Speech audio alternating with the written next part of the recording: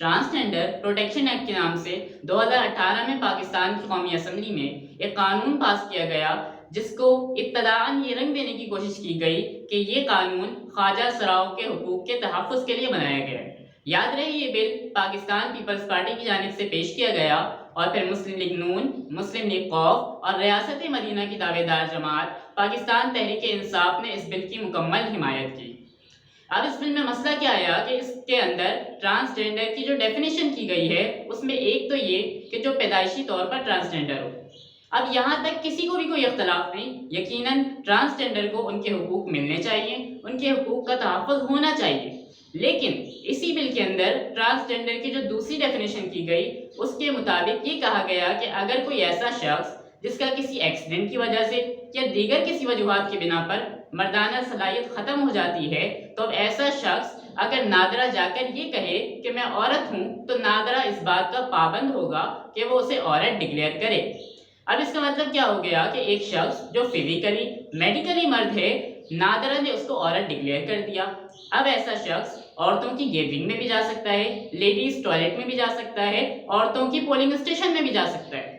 اچھا، معاملہ یہاں تک بھی نہ رہا، بلکہ اسی بل کے اندر ٹرانسجینڈر کی جو تیسری ڈیفینیشن کی گئی اس میں معاملہ اس سے بھی بڑھ کر ہے۔ اس میں یہ کہا گیا کہ اگر کوئی مرد یہ فیل کرے کہ میں عورت ہوں یا اس کی عادتیں عورتوں والی ہوں، یا اسی طرح کوئی عورت یہ فیل کرے کہ وہ مرد ہے چونکہ اس کی عادتیں مردوں والی ہے، تو نادرہ اس بات کا پابند ہوگا کہ وہ بغیر کسی تحقیق کے صرف ان کی فیلنگز کی بنیاد پر اور صرف ان کی ذاتی خواہش کو بنیاد بنا کر انہیں ان کے جنس کو تبدیل کر دے۔ اب یہاں مسئلہ یہ آ رہا ہے کہ ان دو ڈیفینیشنز کے مطابق کوئی بھی مرد خود کو عورت کہہ کر دوسرے مرد سے شادی کے لیے اہل ہو جائے گا، کیونکہ اس کی آئیڈینٹی، اس کی شناخت اب عورت ہے، لہذا اب وہ کسی بھی دوسرے مرد سے شادی کر سکتا ہے۔ اسی طرح کوئی عورت خود کو مرد کہہ کر دوسری عورت سے شادی کر سکتی ہے، کیونکہ اس کی آئیڈینٹی اور اس کی شناخت بھی اب مرد ہے، لہذا اب وہ کسی بھی دوسری عورت سے شادی کر سکتی ہے۔ اسی کو ہمارے یہاں سادہ الفاظ میں ہم جنس پرستی کہا جاتا ہے۔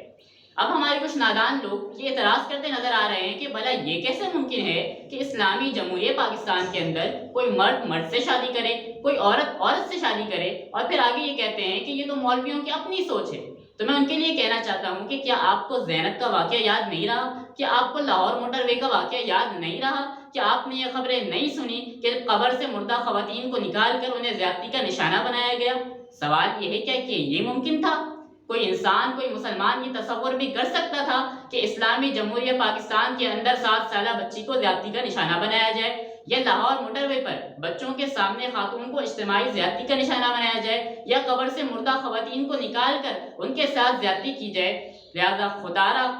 اب حکومتی سطح پر اس طرح کی قانون سازی کرنا ایسے واقعات کو مزید ہوا دینے کے مترادف ہوگا۔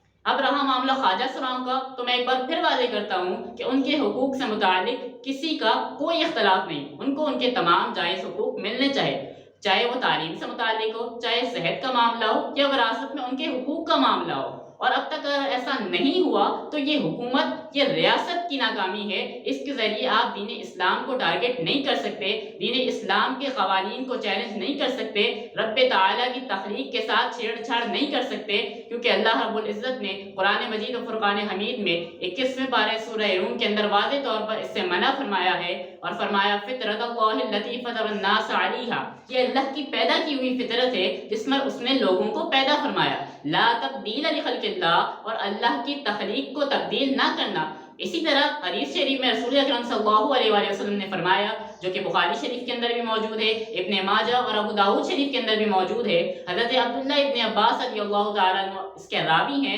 فرماتے ہیں کہ ان مردوں پر جو عورتوں کی مشابہت اختیار کرے، یا ان عورتوں پر جو مردوں کی مشابہت اختیار کرے، حضور علیہ الصلوۃ والسلام نے ان پر لعنت فرمائی ہے۔ تو یہاں تو صرف مشابہت اختیار کرنے کا معاملہ تھا، جبکہ اس قانون کے مطابق پورا جینڈر تبدیل کیا جا رہا ہے، تو یقیناً یہ کسی صورت بھی قابل قبول نہیں ہو سکتا۔ لہذا دعا ہے اللہ رب العزت کی بارگاہ میں کہ اللہ تعالیٰ ہمارے حکمرانوں کو ہدایت عطا فرمائے، اور ہمیں اور ہمارے آنے والی نسلوں کو اس قسم کے ہر فتنے سے محفوظ فرمائے۔